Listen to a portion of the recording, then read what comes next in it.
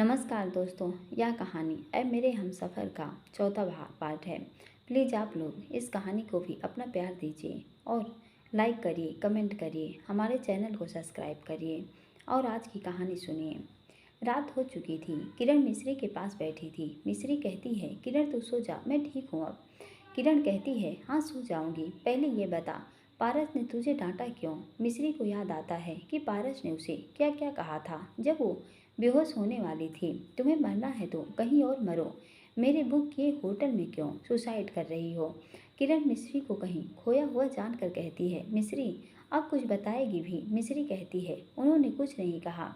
किरण कहती है, मगर वो तो कह रहे थे कि उन्होंने तुम्हें डांटा है। मिस्री कहती है, मुझे नहीं पता उन्होंने क्या कहा, मुझे बस इतना पता है मुझे चक्कर आए और मैं बेहोश हो गई। किरण कहती है, मतलब तू नहीं बताएगी कि क्या हुआ था। मिस्री कहती है, अगर कुछ होगा तो तभी न बताऊंगी। ठीक है, मत बता। किरण उठती है और जाने लगती है। मिस्री कहती है, किरण रुक जा, मेरी बात तो सुन। किरण गुस्से में वहाँ से चली जाती है और जाकर बाहर टहलने लगती है। वो बाहर आकर वहाँ एक खाली पड़ी बेंच पर बैठ जाती है। आसपास बहुत शांति थी और रात ज़्यादा होने के कारण सब सो चुके थे। सब कुछ लाइट्स जल रही थी। किरण खुद से ही बड़बड़ाने लगती है और कहती है, मैं क्या करूं इस मिस्री का। पहले तो बस अपने रिश्तेदारों के दिए टॉर्चर को सहती थी, अब दूसरों के भी। न जाने किस मिट्टी की बनी है ये लड़की। तभी पीछे से किसी के आने की आहट सुनाई देती है। किरण पलट कर देखती है और कहती है, आप। पारस शांत लहजे में कहता है, हाँ मैं। किरण मुंह फेर कर कहती है, बैठ जाती है और धीरे से कहती है, आ गए राजपूत साहब। न जाने क्या पंगा है इसका मेरी मिस्री के साथ जो उसे रुला दिया। पारस कहता है, किरण क्या मैं बैठ सकता हूँ। किरण मुंह बनाते हुए कहती है, हाँ जरूर, आखिर आपके ही ने बुक कराया है ना ये होटल। पारस मन में मतलब मिस्री ने इसे बता दिया कि मैंने उससे क्या कहा और वो सुसाइड जाकर कहीं और करे, मेरे होटल में नहीं। किरण एक नज़र पारस को देखती है और फिर कहती है, मुझे लगा नहीं था कि आप ऐसे इंसान होंगे। इनफैक्ट आपसे भी क्या नाराज़ होना, जब मेरी दोस्त ही पागल है। न जाने कब वो जवाब देना सीखेगी, कब वो अपने हक के लिए लड़ेगी, बस दूसरों के लिए सोचती है। पारस किरण को गुस्से में देखकर कहता है, काफ़ी गुस्से में हो। किरण कहती है, हाँ हूँ तो आप यहाँ मेरे गुस्से का नाप लेने आए हैं। पारस कह इस लड़की का दिमाग ही डैमेज लगता है, इसके दोस्त की तरह। एक इसकी दोस्त है, कुछ बोलती नहीं, और ये है एक है जो चुप नहीं, गुस्से में। किरण पारस के सामने चुटकी बजा कर कहती है, ओ हेलो पारस, आपको रुक कर कहीं खो जाने की आदत है क्या। पारस कहता है, किरण मैडम, आपको क्या लगता है आप पारस राजपूत पर चीखोगी और पारस राजपूत सुन लेगा। मैं बस यहाँ मिस्री का हाल जानने आया था, समझी। इनफैक्ट मैं ही पागल था को यहाँ आ गया। पता नहीं क्यों मेरा दिल बार बार इस लड़की की हेल्प करने के लिए मुझे यहाँ खींच लाता है। खैर जो भी हो, मुझे अब नहीं जानना वो लड़की क्या है, कैसी है। बाय। इतना कहकर पारस वहाँ से चला जाता है। किरण कहती है, ये इतना क्यों भड़क गए, एक तो गलती खुद ने की और गुस्सा भी खुद। जाने दो, मुझे भी नहीं बात करनी। अगले दिन सुबह जब मिस्री की आंखें खुलती हैं तो देखती है राकेश उसके पास में ही बैठा था और मुस्कुरा रहा था। मिस्री उठती हुई कहती है, राकेश जी आप। राकेश मुस्कुराते हुए कहता है, हाँ मैं। मिस्री किरण की तरफ देखती है जो अभी भी सो रही थी। राकेश कहता है, मिस्री मुझे तुमसे कुछ बात करनी है, क्या तुम बाहर आओगी। मिस्री पर राकेश बाहर चला जाता है। मिस्री कुछ सोचती है और फिर बाहर आ जाती है। राकेश हाथ जोड़ता है, कहता है, मिस्री मुझे माफ़ कर दो, आज तक मैंने तुम्हारे साथ जो भी किया। मिस्री उसका हाथ पकड़कर कहती है, राकेश जी आप ये क्या कर रहे हैं, आपको माफ़ी मांगने की ज़रूरत नहीं। राकेश कहता है, नहीं ज़रूरत है, मैंने तुम्हारे साथ जो कुछ किया वो सब गलत था और कल रात मुझे ये समझ आ गया कि मैंने तुम जैसी मासूम लड़की के साथ कितना बुरा किया। मिस्री कहती है, राकेश जी इतना काफ़ी है मेरे लिए कि आपको अपनी गलती का एहसास हुआ, मुझे इससे ज़्यादा कुछ नहीं चाहिए। राकेश मुस्कुराता है और मिस्री को गले लगा कर कहता है, तुम कितनी अच्छी हो, तुमने मुझे माफ़ कर दिया। मिस्री कहती है, जी। राकेश इतना कहकर जाने लगता है कि अचानक रुकते हुए कहता है, मिस्री सुनो, शाम को रेडी रहना, हमें बाहर जाना है। मिस्री कहती है, मगर राकेश कहता है चाची से परमिशन मिल गई है, इनफैक्ट बीना और शुभ भी जा रहे हैं। राकेश चला जाता है। मिश्री अपने कमरे में आती है और नहाकर अपने बाल कंघी करती है। किरण भी उठ चुकी थी, मगर इससे पहले मिश्री कुछ कहती, किरण कहती है मिश्री शाम को मैं गुस्सा हुई तुम पर, उससे के लिए सॉरी। मिश्री कहती है इट्स ओके, मेरी जान तू ही तो है जो मेरे लिए मुझसे ही लड़ती है, इसलिए मैं तेरी बातों का बुरा नहीं मानती। किरण कहती है अच्छा फिर ठीक है, अब तो तू ठीक है और मेरी नाराज़गी भी खत्म हो गई। तो एक काम करना, कुछ अच्छा से नाश्ता ले ला दे, बहुत भूख लगी है। मिश्री कहती है बिस्तर से उठते ही भूख तू ना, किरण कभी नहीं सुधरेगी। किरण कहती है अब खाने के लिए क्या सुधरने की ज़रूरत। मिश्री कहती है कोई ज़रूरत नहीं है मेरी माँ, तू बस जल्दी से नहा, तब तक मैं कुछ लेकर आती हूँ। किरण बेड पर बैठी थी। मिश्री नाश्ता लेकर कहती है लो मैडम नाश्ता करो। किरण खुश होकर कहती है वाह। मिश्री किरण को मुस्कुराते देखकर कहती है तू भी ना ऐसे करती है जैसे। किरण कहती है जैसे। मिश्री कुछ नहीं कहती। तभी किरण की नज़र मिश्री की मेहंदी पर पड़ती है। किरण कहती है मिश्री मेहंदी तो देखा। किरण मेहंदी देखकर कहती है अरे ये तो सारे मेहंदी बिगड़ गई, कैसे। मिश्री सोचते हुए उसने जब हितेश को थप्पड़ मारा था तभी उसकी मेहंदी बिगड़ गई थी और हाथ छुपाते हुए अरे ये तो बस मेरा हाथ कहीं लग गया था। किरण फिर मिश्री का हाथ लेते हुए कहती है मगर इसमें हर चीज़ छूट गई, बस आर। अरे नहीं ये तो पी बन गया है। मिश्री को याद आता है जब पारस ने उसको गिरने से बचाया था, तब उसकी कलाई पकड़ी थी तो शायद तभी आर का पी हो गया। किरण कहती है मिश्री ये क्या। मिश्री कहती है पता नहीं ये कैसे हुआ। अच्छा तू कहाँ बकवास बातों में बिजी हो गई, तू पोहे खा। किरण पोहे को देख उसे उठाकर खाने लगती है। सभी जगह शादी की तैयारियां हो रही थी क्योंकि कल शादी थी। शाम हो चुकी थी। मिश्री सूट सलवार पहनकर रेडी होती है। राकेश आता है और मिश्री को सूट सलवार में देखकर कहता है मिश्री तुम ये पहनोगी। मिश्री कहती है हाँ इसमें क्या प्रॉब्लम है। राकेश कहता है अच्छा चलो। राकेश, शुभ, मीना और मिश्री सभी बाहर जा रहे थे कि रास्ते में ही सावित्री जी मिल जाती हैं और कहती हैं कहाँ जा रहे हो तुम लोग। शुभ कहता है वो हम लोग। सावित्री जी कहती हैं क्या टेप रिकॉर्डर की तरह बज रहा है, सही से बोल। शुभ कहता है वो आपको वे चीज़ें बता देंगे। Okay bye. इतना कहकर वो बीना का हाथ पकड़ वहाँ से बाहर जाता है। राकेश भी मिश्री के साथ चला जाता है। वेद जी कहते हैं माँ इन लोगों को बाहर जाना था। शुभ कह रहा था उसे बैचलर पार्टी मनाना था।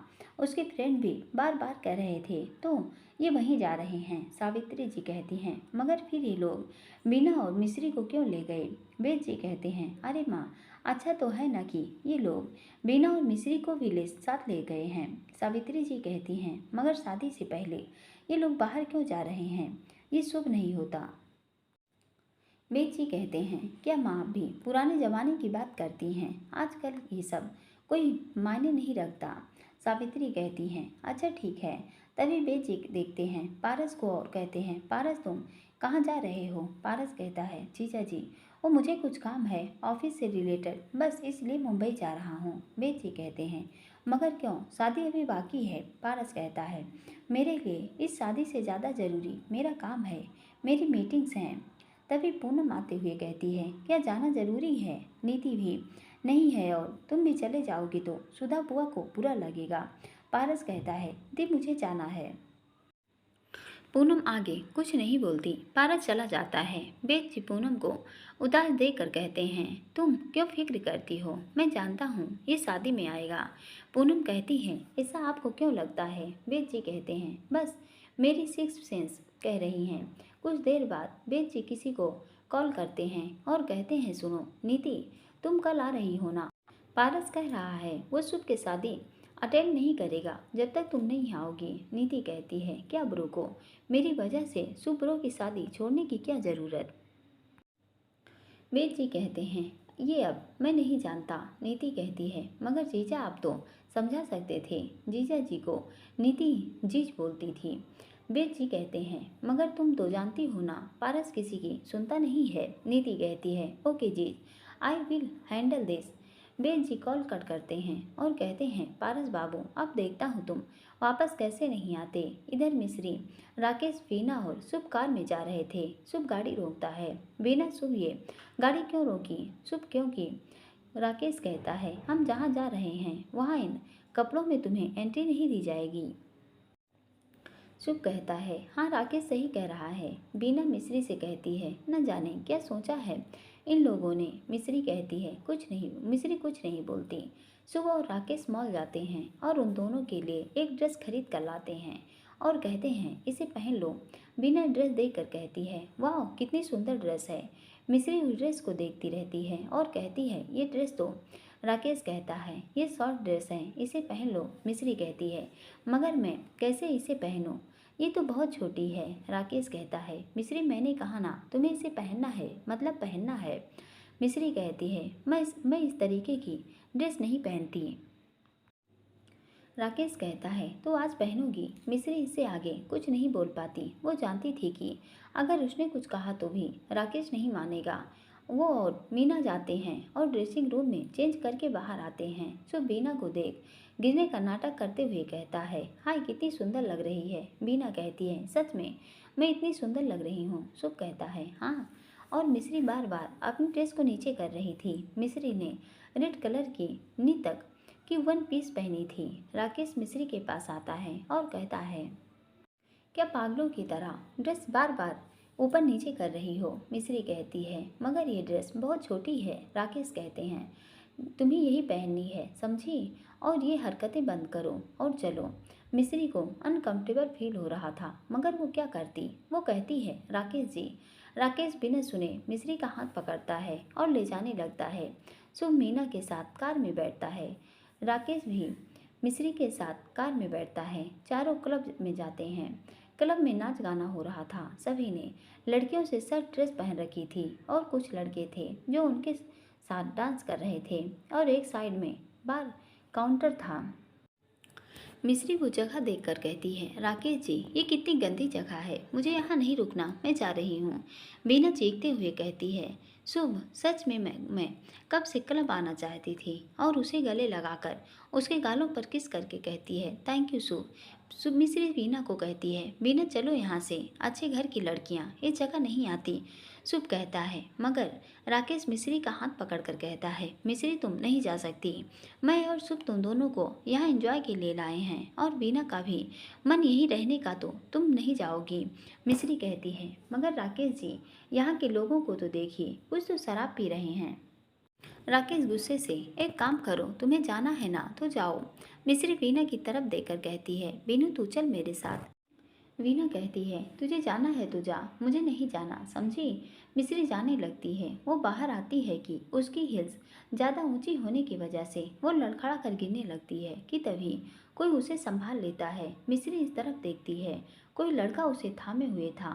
मिश्री उससे दूर होती है। वो लड़का मिश्री को ऊपर से नीचे तक एक नज़र देखता है और कहता है, hello babes, you are looking so gorgeous. Mishri उस लड़के को इग्नोर करके दूसरी तरफ जाकर खड़ी हो जाती है। वो लड़का फिर उसके पास आता है और कहता है, क्यों बेबी, किसी के साथ नहीं हो तो मेरे साथ चलोगी? मिश्री उस लड़के से बचने के लिए वापस क्लब के अंदर दौड़ते हुए आती है और राकेश और शुभ के पास आकर खड़ी हो जाती है। राकेश कहता है, तो तुम आ गई। मिश्री कुछ नहीं बोलती और पलटकर उस लड़के की तरफ देखती है जो उसका पीछा करते हुए अंदर आ गया था।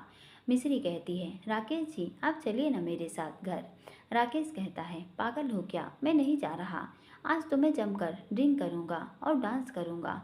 आफ्टर ऑल हमारी बैचलर पार्टी है। मिश्री दी, आपको इतना टेंशन क्यों हो रहा है? आपको जाना है ना तो हम कितनी देर में चलेंगे? ओके, शुभ ने मिश्री को समझाते हुए कहा। राकेश बार काउंटर पर जाता है और ड्रिंक करता है। फिर मिश्री का हाथ पकड़ उसके साथ डांस करने को जाता है। अब मिश्री को अजीब लग रहा था। उसे वो माहौल ऐसा लग रहा था जैसे उसका दम घुट रहा हो। शुभ भी बीना के साथ डांस कर रहा था कि वेद जी का कॉल आता है। वेद जी शुभ को बताते हैं कि पारस चला गया है। तो शुभ पारस को कॉल करता है और कहता है, भाई आप कहाँ हो?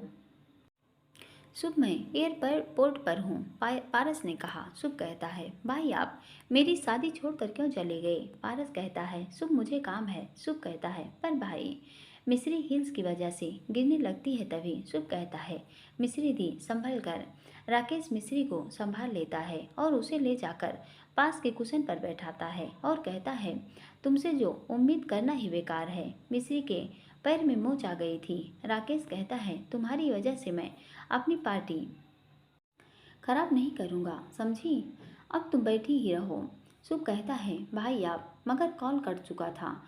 शुभ मिस्री के पास आकर कहता है, मिस्री दी आप ठीक है ना? मिस्री कहती है, हाँ मैं ठीक हूँ। शुभ तुम जाओ बीना के पास। शुभ दी चलो घर चलें। मिस्री देखती है, बीना मुंह बनाकर उसकी तरफ देख रही थी। मिस्री कहती है, शुभ तुम जाओ बीना के पास, मैं ठीक हूँ। शुभ पक्का ठीक हो ना? मिस्री कहती है, हाँ ठीक हूँ मैं। शुभ बीना के पास आता है और कहता है, सो बीना, क्या तुम कॉकटेल पीना चाहोगी? बीना कहती है, हाँ ज़रूर। शुभ बेटर से कहता है, 2 कॉकटेल प्लीज़। आधे घंटे बाद राकेश ठीक से खड़ा नहीं हो पा रहा था। केके राकेश को सहारा देकर खड़ा करता है। बेना शुभ को संभालती है और यहाँ पुलिस भी खड़ी थी। मिस्री के पारस का कोट पहन रखा था और मिस्री दीवार पकड़कर खड़ी थी। पारस उसे चलने को कहता है, मगर मिस्री मुझ के कारण गिर जाती है। पारस उसे गोद में उठाता है और ले जाने लगता है। लोगों की महफिल में जहाँ हमने खुद को अकेला पाया, उस महफिल में मेरा साथ देने बस तेरा हाथ आया। न जाने क्या रिश्ता है तेरा मेरा, मगर हमने खुद को तेरे पास ही महफूज पाया। मिस्री के पैर में मोच आई थी। शुभ को चोट आई हुई थी और राकेश भी बुरी हालत में था। पारस मिस्री को गोद में उठाकर लेकर जा रहा था। अब जानते हैं आधे घंटे पहले क्या हुआ था। मिस्री के पैर में मोच आई थी तो वो वहीं पास में सोफे पर बैठी थी। शुभ मीना के अपने ही मस्त में ही थे। राकेश भी बार काउंटर पर बैठा था। मिस्री को सब बहुत बुरा लग रहा था, मगर वो कुछ भी नहीं कर सकती थी।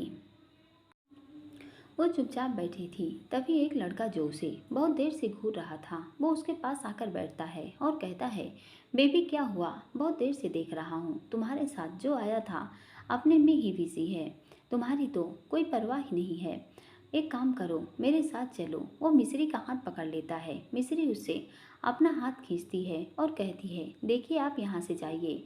वो लड़का कहता है, क्यों इतना परेशान हो रही हो? सुनो, चलो मेरे साथ। मिस्री वो वहाँ से खड़े होने की कोशिश करती है, इसलिए वो राकेश को आवाज़ लगाती है। राकेश। मिस्री ने आवाज़ लगाते हुए राकेश को बुलाया। राकेश जो शायद ज़्यादा ड्रिंक कर चुका था, मिस्री की तरफ देखता है, फिर दोबारा अपनी ड्रिंक पीने लगता है। शुभ जब मिस्री की आवाज़ सुनता है तो कहता है, बीना मैं 1 मिनट में आया। बीना शुभ को रोकते हुए कहती है, वो हैंडल कर लेगी। तुम क्यों जा रहे हो? शुभ कहता है, बीना तुम पागल हो, तुम्हारी बहन है वो। शुभ मिस्री के पास आकर कहता है, मिस्री दी क्या हुआ? शुभ ये मिस्री उस लड़के की तरफ इशारा करके कहती है। शुभ उस लड़के से, क्यों भाई, क्या परेशानी है? वो लड़का बहुत बुरी निगाहों से घूरते हुए कहता है, परेशानी तो कुछ नहीं है, बस इस लड़की को। वो मिस्री की तरफ हाथ बढ़ाता है। शुभ उसका हाथ पकड़कर घूंसा मारता है। वो आदमी जमीन में फ्लैट हो जाता है। बीना कहती है, वाह। मिस्री मुस्कुराते हुए कहती है, शुभ थैंक यू। शुभ अपनी कॉलर उठाकर स्टाइल मारते हुए कहता है, माई प्लेजर तीन। लंजू पंजू को तो यूं ही गिरा देता हूँ। मिस्री मुस्कुरा कर बैठ जाती है। वो आदमी उठता है और चला जाता है। शुभ वापस बीना के पास आता है और कहता है, बीना देखा तुमने, हूँ ना मैं सुपर। मिस्री दी को बचा लिया। बीना मुस्कुराते हुए कहती है, ओ तो हो मेरे हीरो। तभी वो लड़का कुछ लड़कों के साथ आता है और शुभ की तरफ इशारा करके कहता है, ये ही है वो। शुभ उन गुंडों को देखकर कहता है, बीना ये तो ज़्यादा आ गए। बीना भी डर जाती है और कहती है, अब क्या होगा? मिस्री भी डर जाती है। शुभ कहता है, अरे मैं तो बस डरने की एक्टिंग कर रहा हूँ, मैं हूँ ना फिर। वो राकेश के पास जाता है और कहता है, कौन है मुसीबत में, मुझे बचाओ। शुभ मैं बचाऊंगा। शुभ खुद से कहता है, ये तो सीधा ही नहीं खड़ा हो पा रहा है, अब लगता है मुझे इन लड़कों से निपटना होगा। शुभ उन लड़कों के पास आकर कहता है, हेलो दोस्तों। वो लड़के उस लड़के की तरफ देखते हैं जिसे शुभ ने मारा था। वो कहते हैं, क्या यार बिगी, तू तो इस डरपोक से पिट गया। शुभ कहता है, हाँ यार, मुझे बहुत डर लग रहा है। वो लड़के हंसने लगते हैं। शुभ आगे कहता है, बाकी कुछ लोग मुझसे न पिट जाओ। वो लड़के, क्या तू हमें मारेगा? शुभ कहता है, हाँ। तभी उनमें से एक लड़का आता है और शुभ को मारने के लिए घूंसा बढ़ाता है। शुभ उसके घूंसे को पकड़ उसके पेट में मारता है और धीरे धीरे मारामारी शुरू हो जाती है। शुभ अकेले ही उन पांचों लड़कों से लड़ रहा था। तभी एक लड़का एक बोतल लेता है और पीछे से उसके सिर पर बोतल मारता है। शुभ अपना सिर पकड़कर कहता है, आह। शुभ गिरता है। वीना दौड़ते हुए शुभ के पास आती है और कहती है, शुभ तुम ठीक तो हो ना? मिस्री शुभ के पास गिरते गिरते हुई आती है और नीचे बैठकर कहती है, शुभ आओ, ठीक तो हो न तुम? बीना मिस्री का हाथ पकड़कर झटक कर दूर करके कहती है, ये सब तुम्हारी वजह से हुआ, हट जा यहाँ से। शुभ के सिर से खून निकलने लगता है। वो कहता है, बीना मिस्री तुम लोग जाओ यहाँ से। मिस्री कहती है, नहीं हम नहीं जाएंगे। उन लड़कों में से विक्की उसके पास आता है और मिस्री का हाथ पकड़कर कहता है, सीधे साधे से मान जाती तो ये सब ना होता। वो मिस्री का हाथ पकड़ कहीं ले जाने लगते हैं। राकेश मिस्री। मिस्री चिल्लाती है, राकेश जी। मिस्री की आवाज़ सुनकर राकेश लड़खड़ाते हुए वहां आता है और मिस्री का हाथ पकड़ उस लड़के से हटाने लगता है। मिस्री राकेश को बड़ी आशा से देख रही थी। तभी एक लड़का राकेश को पीछे से खींचता है और उसको भी एक घूंसा मारता है। राकेश जमीन पर गिर जाता है। मिस्री डर के से मुंह पर हाथ रख लेती है और कहती है, राकेश जी। विकी मिस्री का हाथ नहीं छोड़ता और उसे खींचते हुए ले जाने लगता है। मिस्री उससे अपना हाथ छुड़ाकर एक चाटा विकी को जड़ देती है। विकी अपने मुंह पर हाथ रखकर कहता है, तूने मुझे मारा, अब देख तो मैं तेरे साथ बंद कमरे में करने वाला हूँ था। वो यही करूँगा। मिस्री रोते हुए कहती है, मुझे मुझे छोड़ दो प्लीज़। शुभ खड़े होने की कोशिश कर रहा था। तभी वो लड़का उसे लात मार के फिर गिरा देता है। विकी मिस्री की तरफ बढ़ रहा था। मिस्री पीछे की तरफ होते हुए जा रही थी। विकी मिस्री की तरफ बढ़ उसके कपड़ों की तरफ हाथ बढ़ाता है कि उसका हाथ कोई कसकर पकड़ लेता है। मिस्री और विकी उस ओर देखते हैं और मिस्री धीरे से कहती है, पारस जी। पारस मिस्री को एक नज़र देखता है और बाकी सबको देखा है। विकी कहता है, अबे साले तू कहे कौन?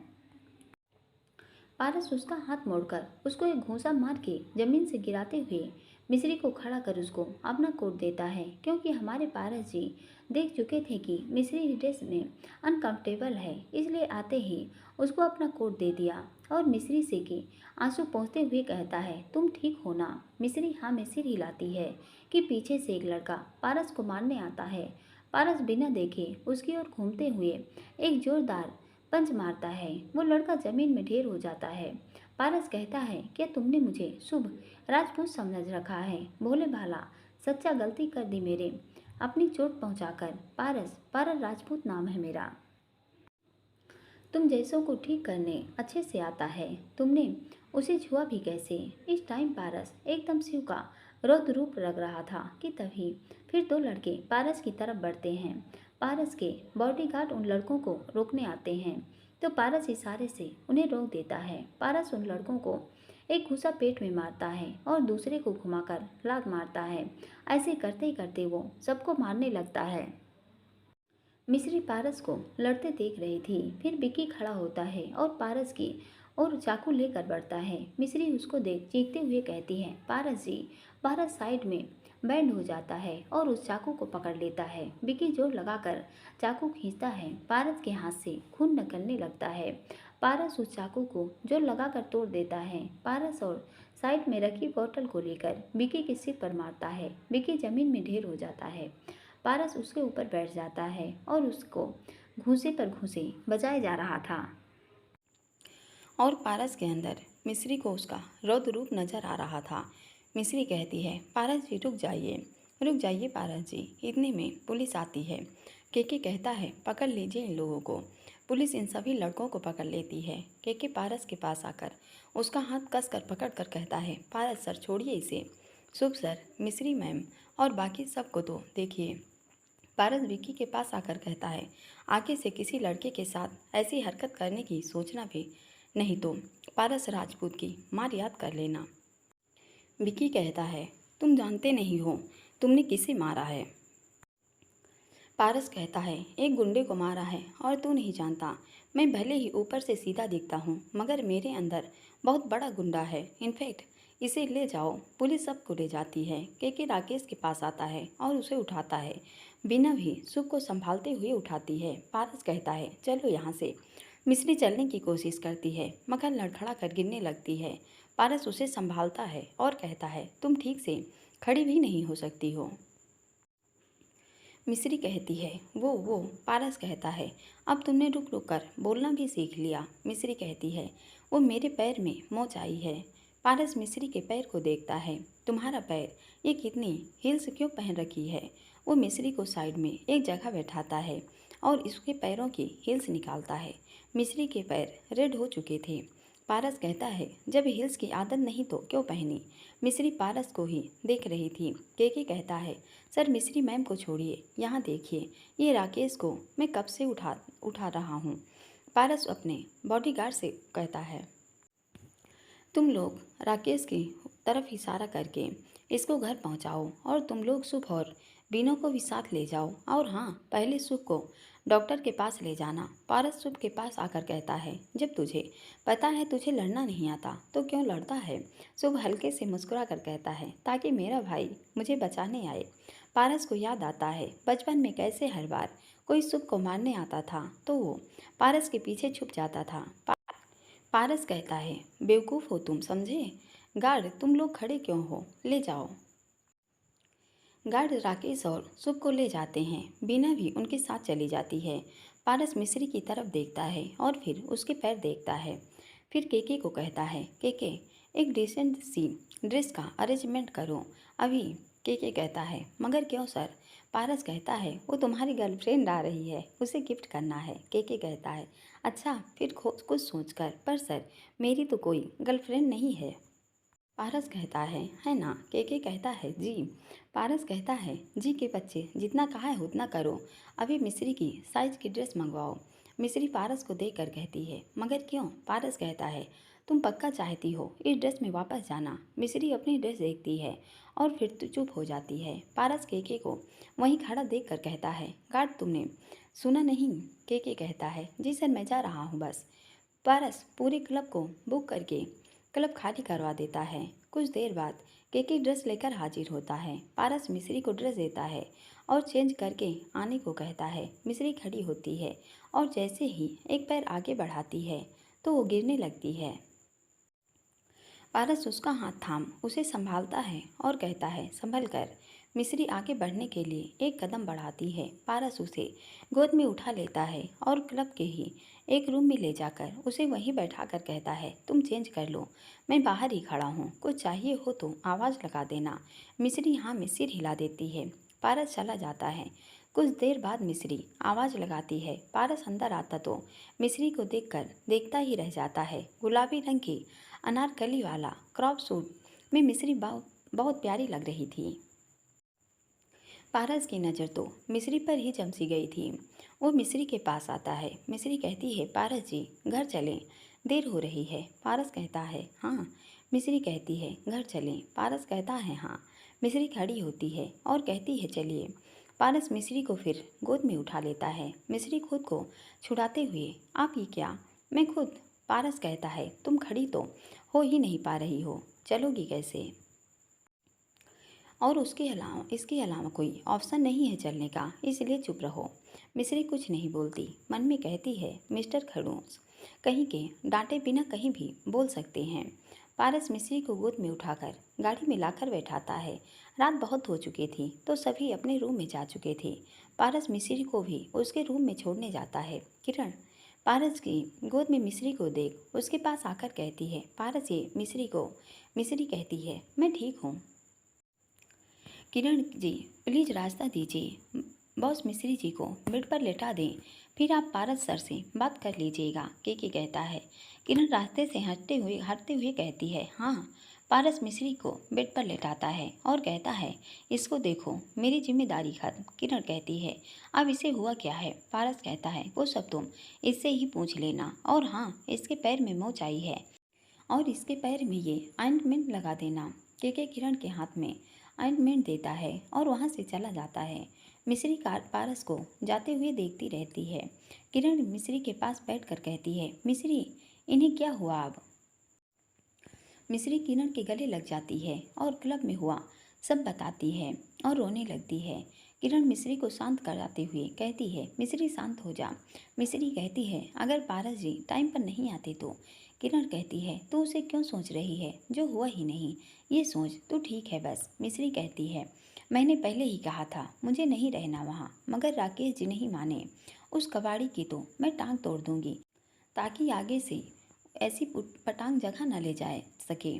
किरण तो ऐसा कुछ नहीं करेगी, मिश्री ने कहा। किरण कहती है, क्यों मगर? मिश्री कहती है, बस तू उन्हें कुछ नहीं कहेगी, वरना शादी टूट जाएगी। किरण कहती है, टूटे तो टूटे। किरण गुस्से में जाने लगती है। मिश्री रोने लगती है और किरण, नहीं वरना बीना के रिश्ते। किरण कहती है, यही तेरी प्रॉब्लम है, तुझे समझ नहीं आता, तेरी किसी को नहीं पड़ी तो क्यों दूसरों की सोचती है। मिश्री रोने लगती है और कहती है, मेरी जिंदगी अब कान्हा जी के हाथ में है, जो होगा होने दे। मिश्री को ऐसे रोते देख किरण आगे उससे कुछ नहीं कह सकती। वो मिश्री उसको शांत कराती है और उसके पैरों को और मिनट लगाती है। इधर पारस बाहर आता है। केके भी उसके पीछे आता है। केके कहता है, पारस सर आप शांत हो जाइए। पारस गुस्से में इधर उधर घूम रहा था। केके को समझ नहीं आ रहा था वो क्या करे। वो डर रहा था कि पारस को फिर गुस्सा आया तो फिर उस इंजेक्शन को लगाना पड़ सकता है। केके पारस का माइंड डाइवर्ट करने को कहता है, पारस सर मैं क्या कह रहा था, ये पुल बहुत सुंदर है ना, हम भी राजपूत मैंसन में ऐसा ही बनवा ले तो अच्छा लगेगा ना। पारस गुस्से से घूरते हुए कहता है, केके तुम्हें अगर मैं इस पुल में अभी फेंक दूँ तो और अच्छा लगेगा ना। केके कहता है, सर। पारस गुस्से से कहता है, केके जाओ यहाँ से। केके कहता है, मगर सर। पारस कहता है, तुम्हें पता है ना मुझे हर बात। केके कहता है, रिपीट करने की आदत नहीं है। केके चला जाता है। तभी वेद जी जो किसी काम से बाहर आए थे कहते हैं, पारस तुम वापस आ गए। वेद जी को देख पारस कहता है, जीजा जी मैं। पारस तुम तो मीटिंग के लिए गए थे ना। वेद जी ने कहा, हाँ वो किसी वजह से लौट आया। पारस ने खुद को शांत करके कहा। वेद जी कहते हैं, अच्छा ठीक है। वेद जी मन में लगता है, नीति ने काम कर दिया। वेद जी कहते हैं, अच्छा नीति का कॉल आया था क्या? पारस कहते हैं, नहीं वो तो अपने फ्रेंड्स के साथ ट्रिप पर गई है ना। वेद जी कहते हैं, अच्छा हाँ। पारस चुप खड़ा था कि वेद जी फिर कहते हैं, वो तुम्हारी मीटिंग थी ना शायद, आज फिर तुम वापस। पारस कहता है, जीजा जी आप चाहते हैं मीटिंग में जाना तो बता दीजिए, भेज देता हूँ। वेद जी कहते हैं, नहीं नहीं मैंने ऐसा कब कहा, मैं जाता हूँ।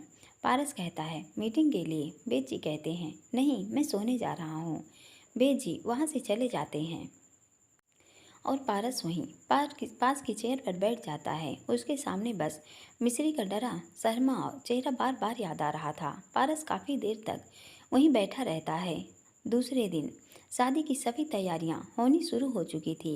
मिश्री पारस के रूम में आती है। पारस लैपटॉप पर अपनी मीटिंग अटेंड कर रहा था। पारस को लैपटॉप में बात करते देख मिश्री वहीं खड़ी हो जाती है। काफ़ी देर तक मिश्री वहीं खड़ी रहती है। पारस की नज़र जब उस पर पड़ती है मगर वो उसे इग्नोर कर देता है। पारस मन में मुझसे कहती है, मैं कौन हूँ जो बार बार इसके पास आ जाता हूँ, अब क्यों आई है यहाँ।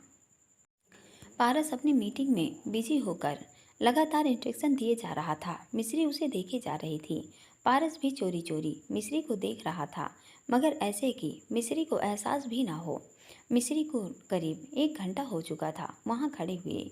मिश्री खुद से कहती है, कब से खड़ी हूँ, इनको मैं दिखाई नहीं दे रही क्या? 1 मिनट अपनी बात को रोककर मेरी तरफ देख सकते हैं। इतना भी क्या बिजी होना कि सामने वाले इंसान को न देखो। मिश्री बहुत वेट करती है, मगर जब उसे लगता है मीटिंग बहुत देर तक चलेगी तो हार खा कर जाने लगती है। उसे जाता देख पारस झट से कहता है, 1 मिनट जेंटलमैन।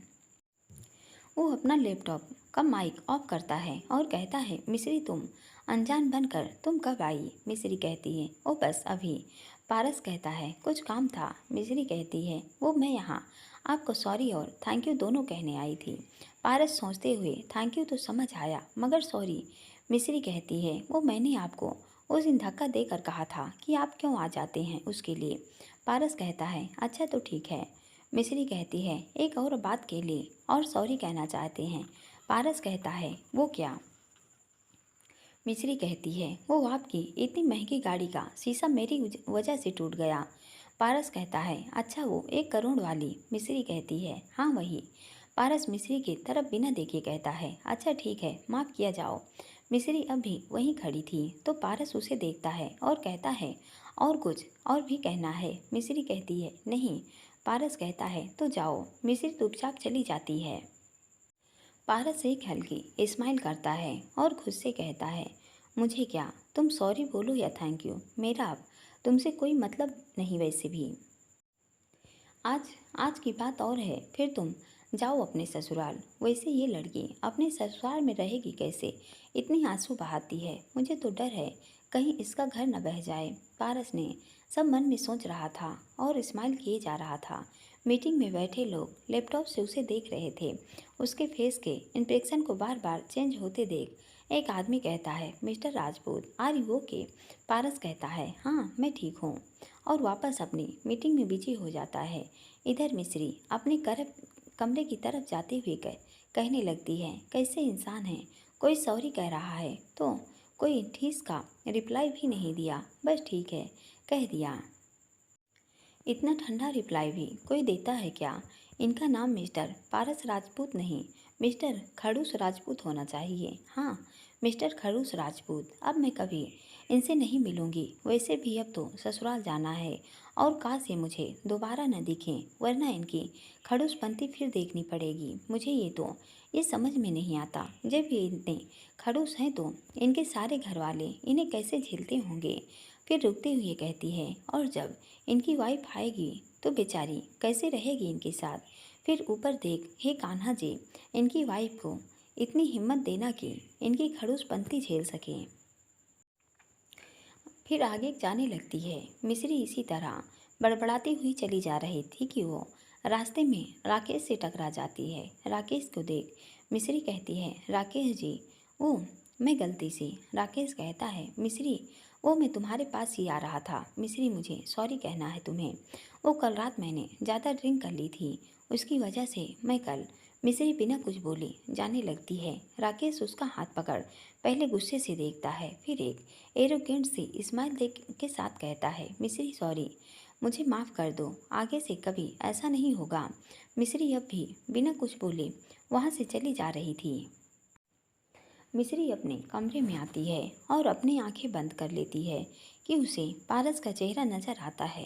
राकेश अपने कमरे में आता है और गुस्से से कहता है आपने कहा तो मैंने उससे माफ़ी मांग ली, मगर वो लड़की मुझे एटीट्यूड दिखाकर चली गई और अपने आप ने कहा ना कि मैं इसे तब तक कुछ न कहूँ जब तक कि शादी न हो जाए। राकेश गुस्से में कमरे में आकर कहता है आपके कहने पर मैंने माफ़ी मांगी और वो मिश्री मुझे एटीट्यूड दिखा रही थी। मिश्री की माँ राकेश के सामने आकर खड़ी होती है और कहती है तुझे कितनी बार समझाऊंगी, गुस्सा किया कम किया कर। एक तो वैसे भी तेरी वजह से तेरी पहली बीवी मर गई तो है कि फिर वही गलती दोहरा रहा है। राकेश कहता है मगर माँ ये लोग मुझे। राकेश की माँ कहती है अब और कुछ नहीं सुनना, मुझे शादी हो जाने दे, उसके बाद इसका एटीट्यूड मैं खुद कम कर दूंगी। तभी कुछ गिरने की आवाज़ होती है। राकेश की माँ और राकेश देखते हैं किरण सामने खड़ी थी। वो लोग किरण के पीछे जाते हैं। किरण दौड़ते हुए मिश्री के कमरे में पहुंचती है। मिश्री मिश्री कहाँ है? मगर मिश्री कमरे में नहीं थी। किरण फिर उससे मिलकर प्रभा जी के रूम में पहुंचती है और गेट बंद कर लेती है। राकेश की माँ और राकेश देखते हैं किरण प्रभा जी के रूम में है तो वो लोग घबरा जाते हैं। राकेश वापस अपने कमरे में आता है। राकेश की माँ कहती है अब क्या होगा? इसकी माँ को अगर सच्चाई पता चल गई तो ये रिश्ता टूट जाएगा और आगे ऐसा हुआ तो समाज में कितनी बदनामी होगी। राकेश और राकेश की माँ ये सब सोच ही रहे थे कि तभी कोई कहता है कोई बदनामी नहीं होगी, मैंने किरण को रास्ते से हटा दिया है। उर्मिला मिश्री की चाची ने आते हुए कहा। राकेश की माँ कहती हैं क्या? उर्मिला जी कहती हैं आप लोगों से कितनी बार कहा था कि आप लोग सावधान रहना, मगर आज आप लोगों की हकीकत सामने आते आते बची। वो तो अच्छा है कि कि प्रभा जीजी के रूम में मैं थी, वरना किरण ने तो सब सच बता देना था उन्हें। और फिर भूल जाते मिश्री की शादी आपके बेटे के साथ। राकेश की माँ कहती हैं, ऐसे कैसे भूल जाते, पूरे पैसे दिए हैं हमने तुम्हें। अपने बेटे की सारी सच्चाई तुम्हें बताई है कि इसकी पहली बीवी कैसे मरी। उर्मिला जी ने तीखी मुस्कान के साथ कहा, हाँ तो मैं भी तो अब अपनी फूल सी भतीजी तुम्हें दे रही हूँ। राकेश की माँ, राकेश और मिश्री की चाची हंसने लगते हैं। सभी लोग शादी की तैयारी में व्यस्त थे कि वेद जी कहते हैं, अरे हमारे छोटे साले जी और बड़े साले जी नहीं दिख रहे। पूनम कहती हैं, एक का तो मुझे पता है, अपने ऑफिस में बैठा मीटिंग कर रहा होगा और दूसरे का नहीं पता। वेद जी कहते हैं, हमारे बड़े साले तो रात ही वापस आ गए थे, वो ऑफिस में नहीं हैं। पूनम कहती हैं, सच, ये चमत्कार कैसे हुआ। तभी केके आता है तो देख। वेद जी कहते हैं, ये तो केके महाराज ही बताएंगे। वेद जी आवाज़ लगाकर कहते हैं, केके जी इधर तो आइए। केके आता है और कहता है, जी सर। वेद जी कहते हैं, तुम्हारे बॉस क्या कर रहे हैं। केके कहता है, मीटिंग में बिजी थे सुबह से, तो अब क्या कर रहे हैं पता नहीं। वेद जी कहते हैं, अच्छा और तो रात को वापस क्यों आ गए थे। केके कहता है, पता नहीं, शुभ सर से फ़ोन पर बात कर रहे थे, फिर अचानक बोले कि वापस जाना है। पूनम कहती है, क्यों। केके कहते हैं, वो तो पता नहीं, मैंने पूछा तो कहने लगे पारस राजपूत। वेद जी के केके साथ कहता है, किसी को जवाब देना जरूरी नहीं समझता। केके कहता है, हाँ। तभी सुधा जी कहती हैं, लगता है शुभ अब तक सो रहा है। नित्या को आवाज़ लगाकर, नित्या तुम जाकर देख लो और दूल्हे राजा को उठाओ, दोपहर हो गई है, कब तक सोएगा। नित्या कहती है, जी मैम। तभी शुभ आता हुआ नजर आता है। शुभ को देख सुधा जी और सावित्री जी उसके पास आते हैं और कहते हैं, अरे ये क्या हुआ। सुधा जी कहती हैं, ये सिर पर पट्टी। तभी पारस भी आ जाता है। शुभ कहता है, वो मैं पारस भाई जानते हैं। पारस कहता है, मैं बताऊं पक्का। शुभ बेचारी की शक्ल बनाकर पारस की तरफ देखकर इशारे से कहता है, मत बताना प्लीज़। पारस कहता है, तो बुआ हुआ ये था कि। शुभ कहता है, भाई। पारस एक तिरछी मुस्कान के साथ कहता है, वो शुभ का छोटा सा एक्सीडेंट हो गया था बस। सावित्री जी कहती हैं, क्या। शुभ कहता है, मामी जी मैं ठीक हूँ। सुधा जी कहती हैं, कैसे ठीक है, देख तो सिर पर कितनी चोट आई है, देखकर गाड़ी नहीं चला सकते थे। शुभ मन में, भैया को और कोई बहाना नहीं मिला था, अब तो डांट तो तब भी सुननी होगी। वो बस तभी किसी के कॉल आता है और पारस बात करते हुए वहाँ से चला जाता है। शुभ भी सबको समझाने लगता है। वेद जी हंसने लगते हैं। पारस फोन पर बात करते हुए कहता है, ऊपर अपने कमरे तक जाने लगता है कि वो मिस्री से टकरा जाता है। मिस्री गिरने वाली होती है तो वो उसे थाम लेता है। वील ना। पारस कहता है, तुम कभी ठीक से नहीं चल सकती। मिस्री कहती है, वो आप ही फ़ोन पर बात कर रहे थे। पारस उसको उंगली दिखाते हुए, तुम्हें लगता है पारस राजपूत की गलती है। मिस्री कहती है, जी। तभी मिस्री की नज़र पारस के हाथ पर लगे जख्म पर पड़ती है। वो उसका हाथ पकड़ती है और उस जख्म को देखकर कहती है, आपने इस पर कुछ लगाया नहीं। पारस अपना हाथ छुड़ाकर कहता है, लगा लूँगा। मिस्री, लगा लेंगे का क्या होता है, रात को ही लगा लेना चाहिए था ना, जब चाकू लगा था। पारस कहता है, मैडम कहा ना लगा लूँगा। इतना कहकर वो मिस्री को साइड करके जाने लगता है। मिस्री उसके पीछे पीछे उसके रूम में आ जाती है। तभी कारपेट से उसका पैर फिसल जाता है और वो पारस की तरफ जा गिरती है। मिस्री और पारस फर्श पर गिरते हैं। पारस और मिस्री एक दूसरे की निगाहों में खोए हुए थे। पारस मिस्री के चेहरे पर आती जुल्फों को हटाता है। मिस्री की नज़र पारस से हटती है और वो खड़ी होती है। पारस भी खड़ा होता है और कहता है, तुम जाओ यहाँ से, मैं खुद कर लूँगा। मिस्री कहती है, नहीं। मिस्री पूरे रूम में फर्स्ट एंड बॉक्स ढूंढती है। तभी उसे एक ड्रॉर दिखती है। उसको खोलकर उसे बॉक्स से वो पट्टी और डिटॉल निकालती है कि उसे इंजेक्शन उस ड्रॉर में रखे दिखते हैं। मिस्री को याद आता है, ये वही इंजेक्शन है जो केके ने पारस को लगाया था। मिस्री को उन इंजेक्शन को देखता देख पारस झट से ड्राइंग बंद करता है और कहता है, कहाँ जाओ या कहाँ न जाओ।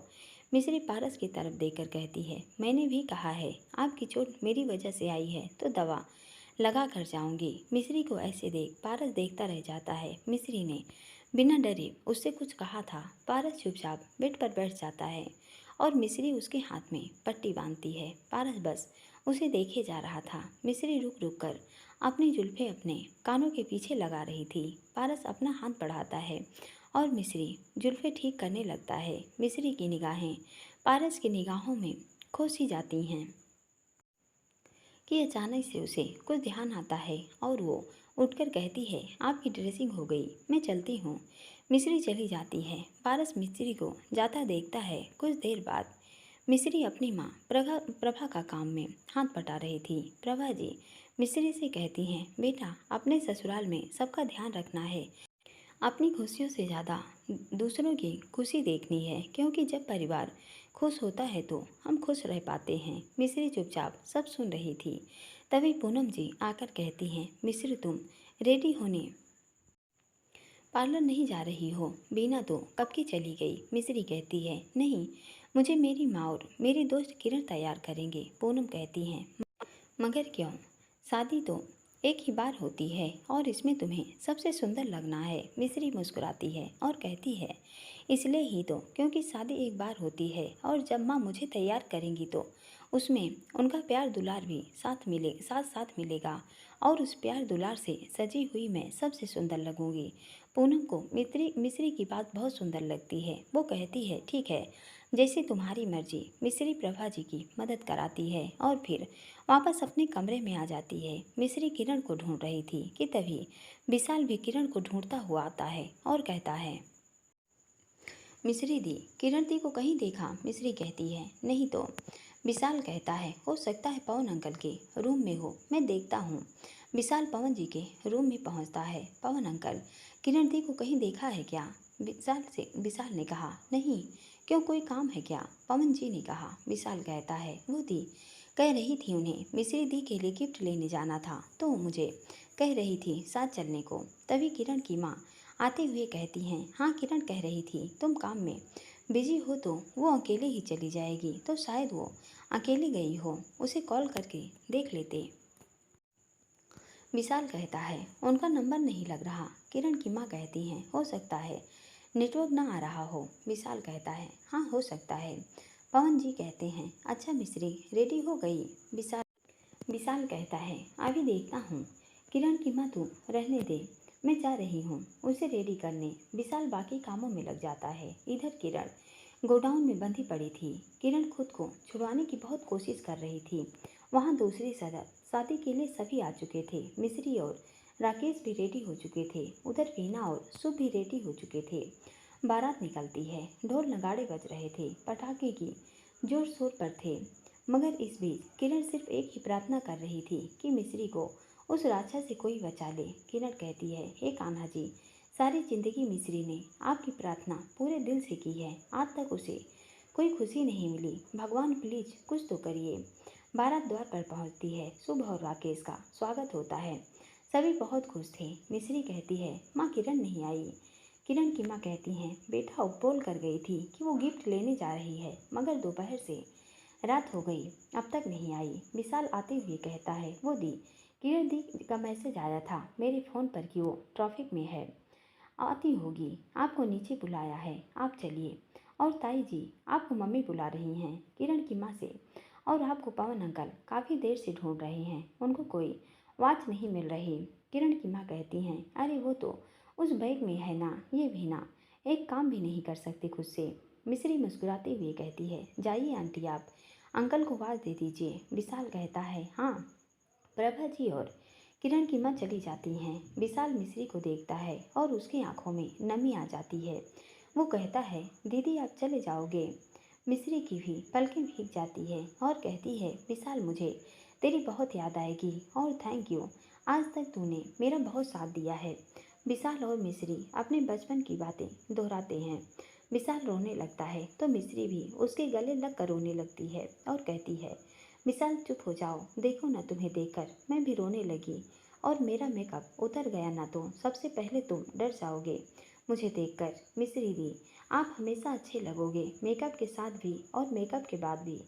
विशाल हंसते हुए कहता है। मिस्री कहती है, अच्छा सच में? विशाल कहता है, हाँ दी। वैसे मिश्री दी, आप खुश तो हैं ना? विशाल ने कहा। तो मिश्री कहती है, नहीं, क्योंकि मुझे तेरे जैसे भाई को छोड़कर जाना होगा।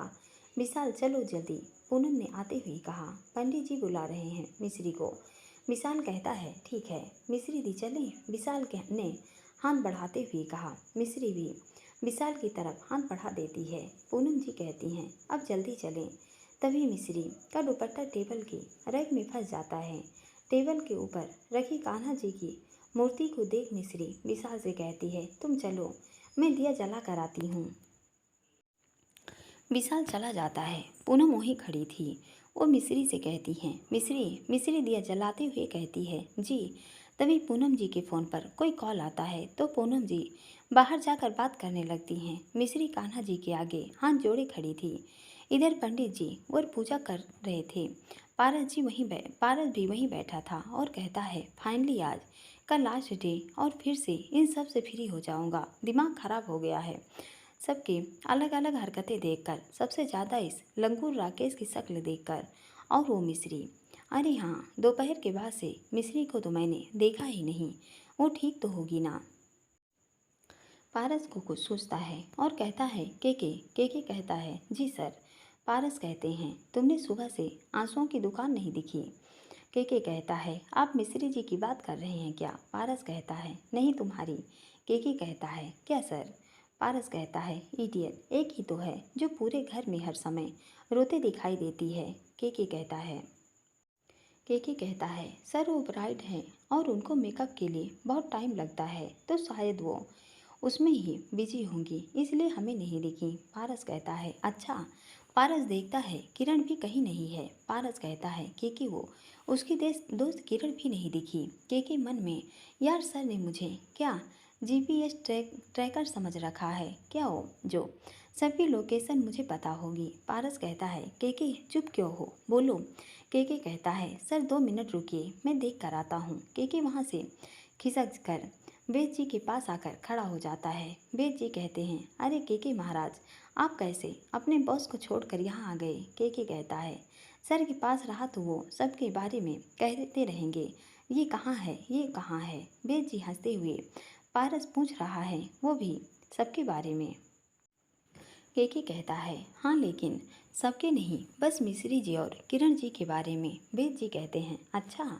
वैसे केके एक बात कहूँ, पारस ना तुम जैसे असिस्टेंट को रिजर्व नहीं करता। बताओ कितना काम करते हो तुम? केके कहता है ना?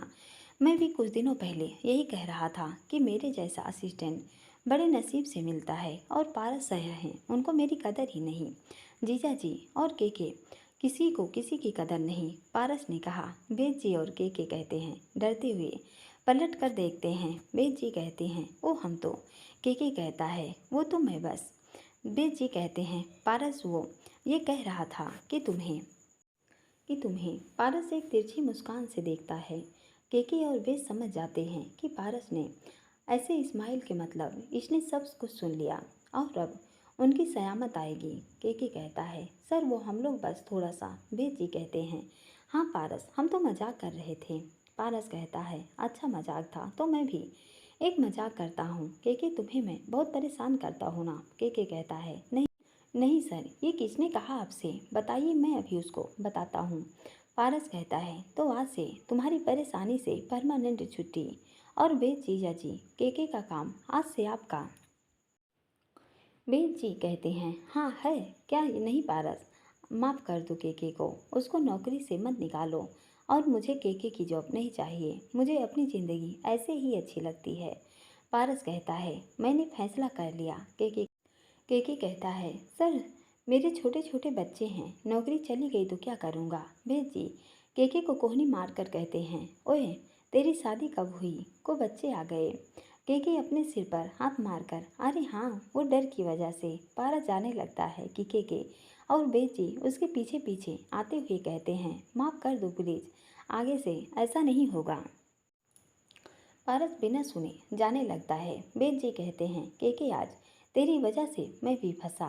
केके कहता है, क्या सर, मेरी क्या गलती थी? पारस को जाता देख वो फिर उसके पीछे जाते हुए केके कहता है, पारस सर, आप जो कहेंगे हम वो करेंगे, मगर ये सज़ा मत दो। आपके बिना ये केके मर जाएगा। पारस कहता है, ओवर एक्टिंग? हाँ। केके कहता है, ओवर एक्टिंग नहीं सर, सीरियसली कह रहा हूँ। पारस कुछ सोचते हुए कहता है, ठीक है, मैं आप लोगों को माफ़ कर दूंगा। बेद जी और केके एक दूसरे को देखते हैं और फिर मुस्कुरा देते हैं और कहते हैं, बच गए। पारस कहता है, लेकिन आप लोगों को एक काम करना होगा। बेद जी कहते हैं, वो क्या? पारस कहते हैं, आज केके तुम्हें 24 घंटे तक अपनी हर बात के साथ में कहना है, पारस सर इज बेस्ट। जब भी कुछ भी बोलोगे उससे पहले यही रिपीट करना है। केके कहता है, क्या सर? पारस कहता है, नहीं सुनाई दिया? केके कहता है, नहीं दे दिया। पारस कहते हैं, ठीक है। और बेद जीजा जी, आपको पूरी शादी तक मुंह पर मास्क लगा कर रहना होगा और कुछ नहीं बोलना है। बेद जी कहते हैं, मास्क क्यों? नहीं पारस, ये मत करो। मैं तुम्हारी दी से बिना बात किए कैसे रहूँगा? पारस बिना किसी भाव के फुल स्ट्रिक्ट होकर, उससे मेरा मतलब नहीं है, वो आपकी प्रॉब्लम है। बेद जी कहते हैं, पारस इतने निर्दयी मत बनो। पारस बिना बेद जी की बात सुने बॉडीगार्ड से कहता है, सुनो, मास्क का इंतजाम किया जाए। गार्ड कुछ ही देर में मास्क ले आते हैं। पारस बेद जी को मास्क देते हुए, देख लीजिए, आपको अगर ये नहीं करना तो आप केके का जॉब कर सकते हैं। बेद जी मास्क पारस के हाथ से लेते हुए कहते हैं, तुम्हारे साथ रहकर रोज रोज का टॉर्चर से अच्छा है एक दिन का है, लगा लूँगा। पारस कहता है, क्या क्या कहा आपने? बेद जी कहते हैं, कुछ भी तो नहीं। तभी पूनम जी आते हुए कहती हैं, बेद जी, ये आपने मास्क क्यों बांधा है? बेद जी कुछ नहीं बोलते। पूनम जी पारस की तरफ देखती हैं तो पारस वहाँ से बिना कुछ बताए चला जाता है। पूनम जी केके को देखती हैं तो केके कहता है, पारस सर इज बेस्ट। बेद जी और हमने एक मजाक किया था और पारस सर इज बेस्ट। उन्होंने हमें देख लिया और पारस सर इज बेस्ट। पूनम कहती हैं, ये क्या पारस के नाम की माला जप रहे हो? साफ साफ कहो। केके कहता है, पारस सर इज बेस्ट। वही कह रहा हूँ। पूनम कहती हैं, तो बताओ ना। केके कहता है, पारस sir is best.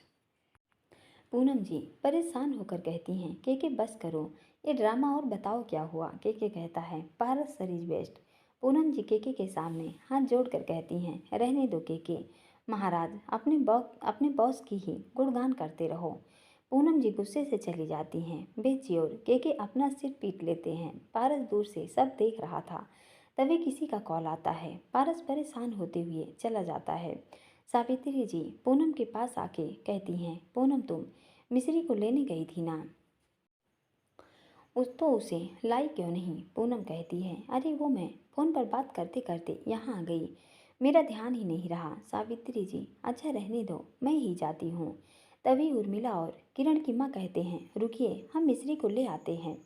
Urmila ji और किरण की माँ जब रूम में आते हैं तो देखते हैं कि मिश्री रूम में नहीं है और सारा सामान बिखरा हुआ है। उर्मिला जी कहती हैं, मिश्री कहाँ गई? किरण की माँ मिश्री को ढूंढने लगती हैं। उर्मिला जी बाहर चली जाती हैं और आकर कहती हैं, मिश्री अपने कमरे में नहीं है। सभी सॉफ्ट हो जाते हैं और खड़े होते हैं। राकेश उर्मिला जी के पास आता है और कहता है, क्या मिश्री नहीं है क्या? मतलब क्या है? देखो रूम में ही होगी। किरण की माँ आकर कहती हैं, मिश्री कहीं नहीं है। विशाल कहता है, ऐसे कैसे नहीं है, अभी मैं मिल कर आया हूँ, उनसे रूम में ही तो थी। उर्मिला जी कहती हैं, मुझे लगता है मिश्री भाग गई। प्रभा जी उर्मिला जी के पास आकर कहती हैं, उर्मिला है कि बोल रही हो, मेरी मिश्री ऐसा नहीं कर सकती। फिर राकेश का हाथ पकड़कर कहती हैं, राकेश बेटा, मेरी मिश्री ऐसा कभी नहीं कर सकती। राकेश इधर उधर देखता है और कहता है, कर सकती है, मिश्री ऐसा कर सकती है और मुझे पता है वो किसके साथ गई है।